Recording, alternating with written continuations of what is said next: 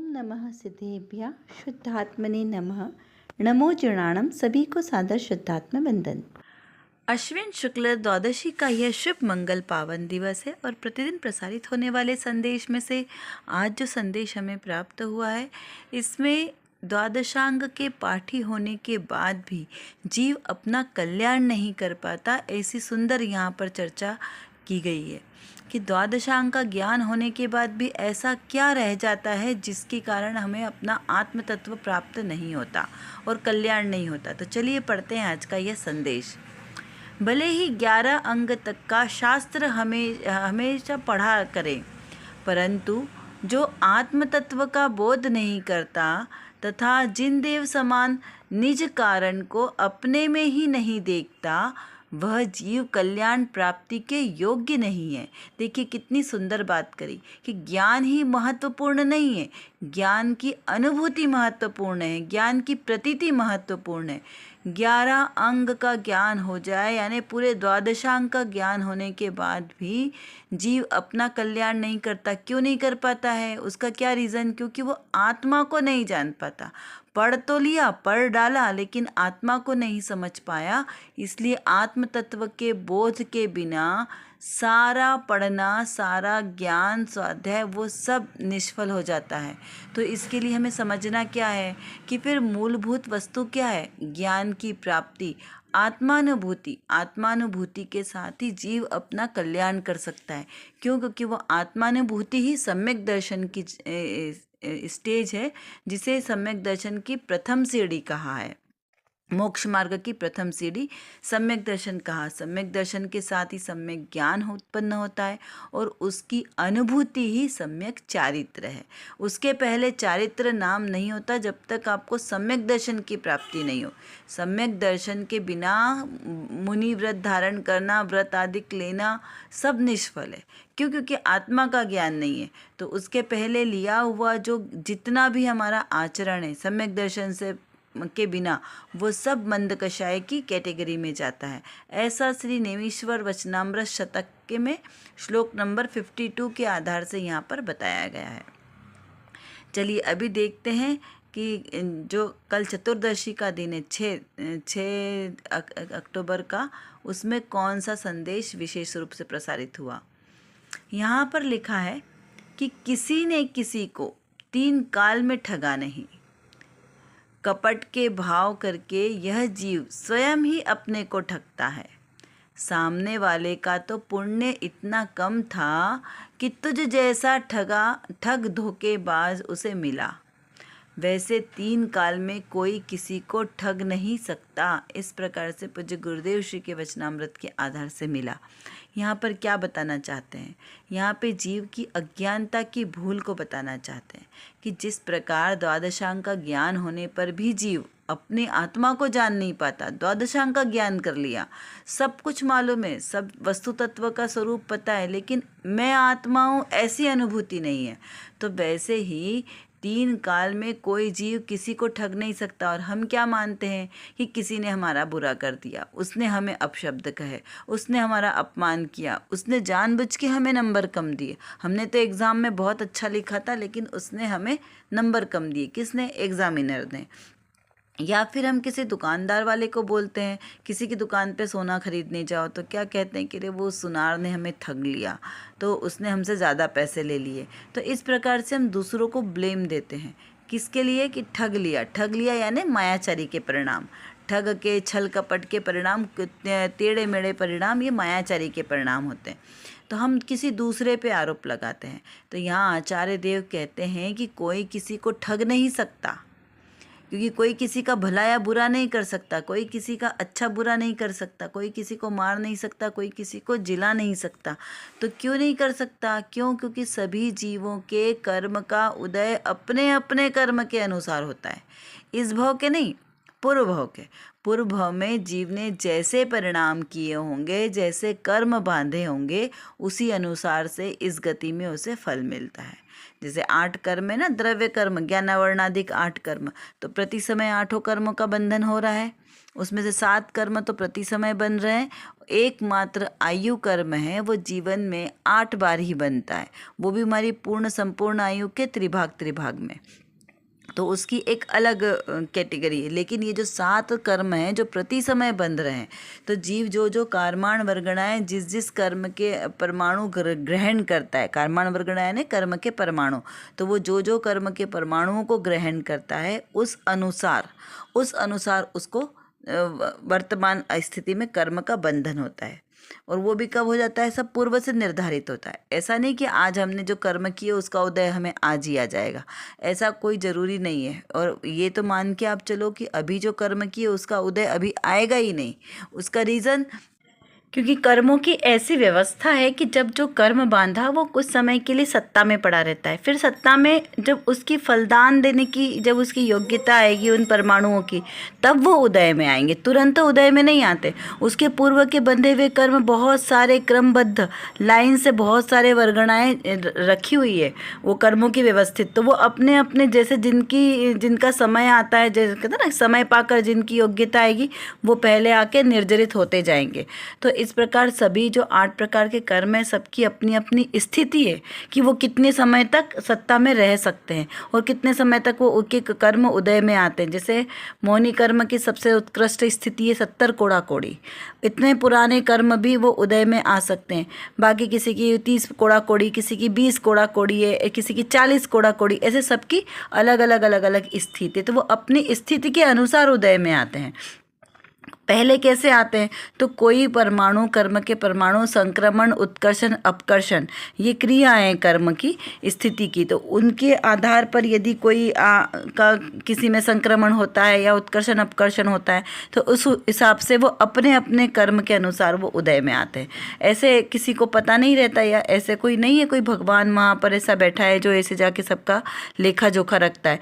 ये सारी कर्म की व्यवस्था स्वतः निर्मित है, सहज, जो अपने आप ही अपने अनुसार से चलती है। तो इस प्रकार हमें इसमें मुख्य क्या समझना है कि यहाँ पे कर्म का उदय सब जीवों का अपने अपने अनुसार होता है।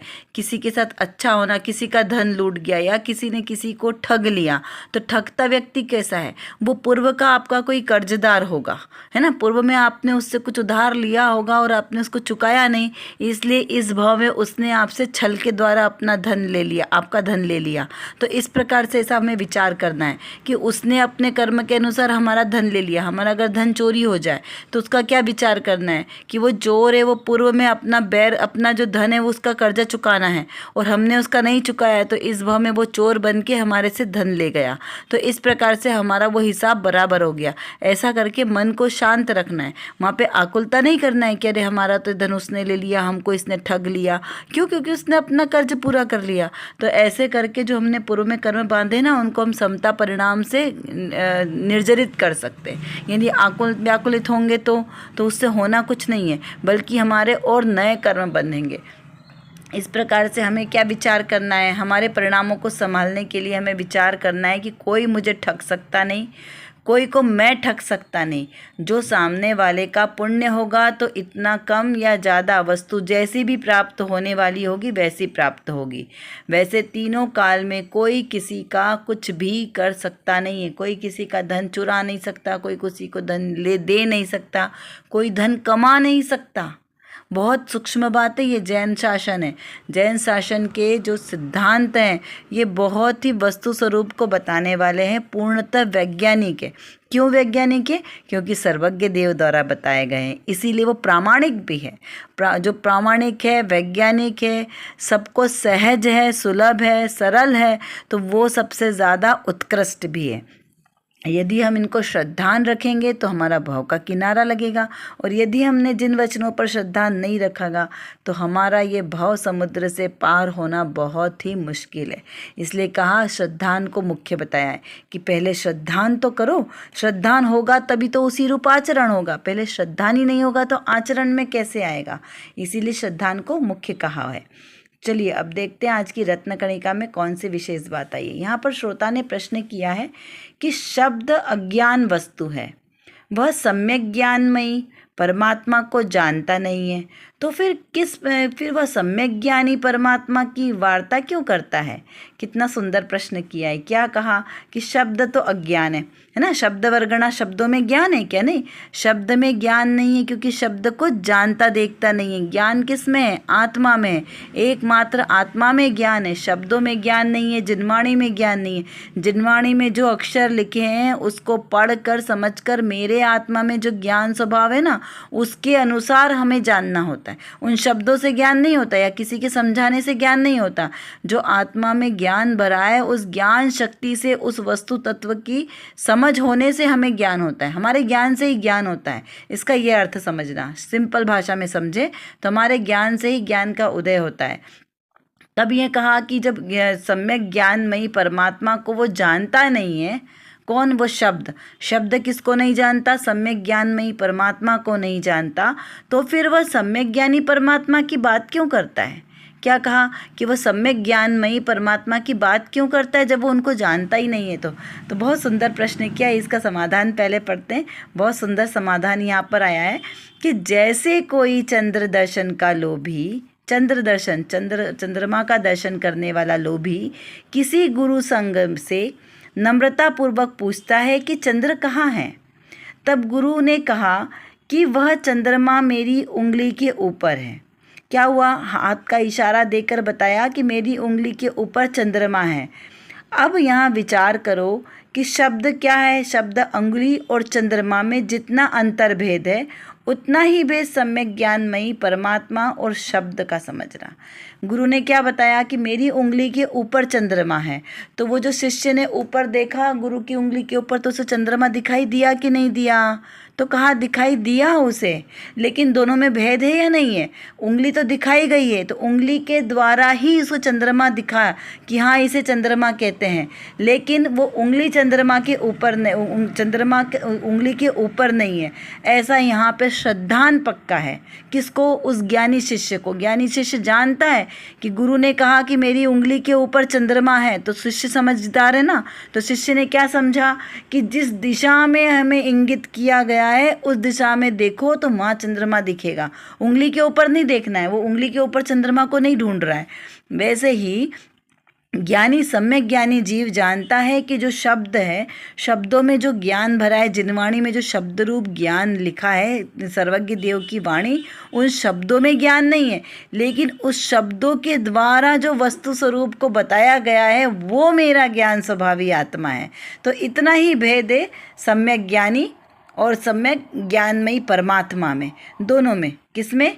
मेरे सम्यक ज्ञानमयी परमात्मा और शब्द, जो शब्द के द्वारा मैंने अपने निज सम्यक ज्ञान स्वरूपी परमात्मा को जाना, उसको समझा, उसका अनुभव किया। इन दोनों में ये अंतर है। क्यों? क्योंकि सर्वज्ञ देव ने वाणी में क्या बताया कि जो वस्तु का स्वरूप है, ये वस्तु का स्वरूप जैसा हमने तुम्हें बताया है, इसी वस्तु के स्वरूप को समझकर हमने अपने आत्मा का कल्याण किया, और इसी मार्ग पर तुम भी चलोगे तो तुम भी अपनी आत्मा को प्राप्त कर पाओगे। क्यों? क्योंकि इसी मार्ग पर चलकर हमने अपने आत्मा को प्राप्त किया, तो तुम भी इसी मार्ग पर चलकर अपने आत्मा को प्राप्त करोगे। इसके अलावा अन्य कोई और मार्ग नहीं है। तो ऐसा श्रद्धान करो और श्रद्धान के साथ अपने आत्मा का अनुभव करो।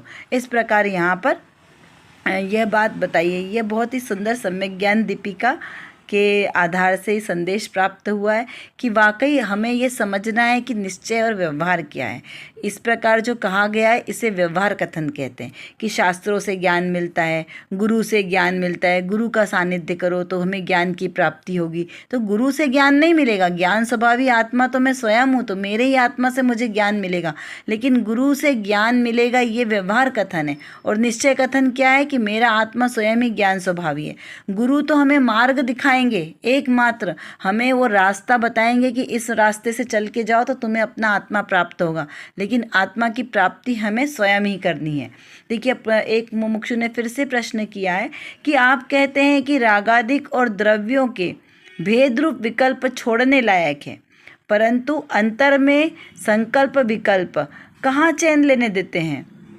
क्या कहा कि रागादिक भाव जो है वो द्रव्यों के भेद रूप विकल्प को छोड़ना है और अभेद रूप आत्मा को लक्ष्य में रखना है। लेकिन ये जो रागादिक भाव है ये तो हमें बार बार उत्पन्न होते रहते हैं, तो ये हम इनको कैसे छोड़ें, इस प्रकार से श्रोता का प्रश्न है। तो उनका समाधान करते हुए पूज्य गुरुदेव श्री ने समयसार जी कलश 144 के आधार से यहाँ पर बताया कि संकल्प विकल्प करता है कौन।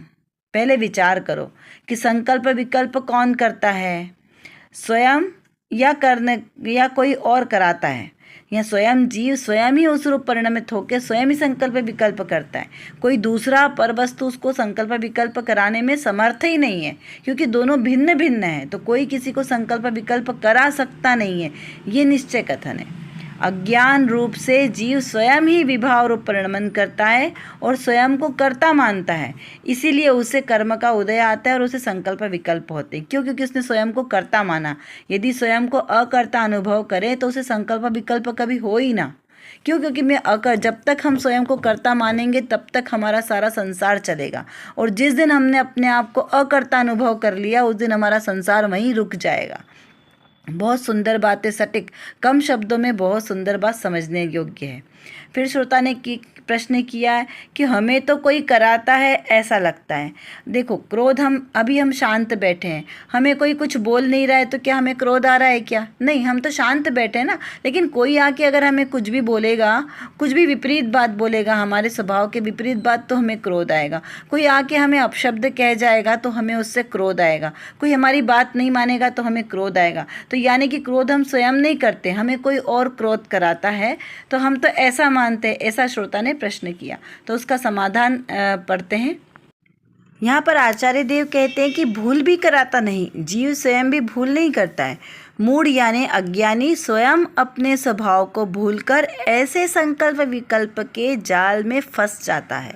क्या कहा? अपने स्वभाव को भूलकर जीव संकल्प विकल्प करता है। क्यों? क्योंकि स्वयं को कर्ता मान लिया ना, तो अपना स्वभाव तो अकर्ता स्वभाव ही है, लेकिन स्वयं को कर्ता मानने के कारण जीव इस प्रकार से विपरीत परिणमन करता है, विभाव रूप परिणमन करता है। जैसे मकड़ी लार में फंस जाती है, और वैसे ही मेरा जो आत्मा है वह भी ऐसे मकड़ी की तरह फंसा है। कितनी सुंदर यहाँ पर उदाहरण दिया है कि अरे इसने घेरा डाला है। किसने? पुण्य और पाप के संकल्प विकल्प से इसने घेरा डाला है, और इस घेरे में घिर गया। कौन? मेरा भगवान आत्मा। कितनी अमूल्य बात कही यहाँ पर पूज्य गुरुदेव श्री इतने आलास से कहते हैं कि घेरे में घिर गया भगवान आत्मा बापू।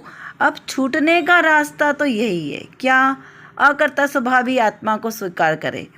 वह कहीं बातों में पड़ गया ऐसा नहीं है कि क्या किसी ने इसको राग द्वेष कराया, किसी ने इसका भला बुरा किया, ऐसा नहीं है। शब्दों से कुछ ज्ञात होता नहीं है।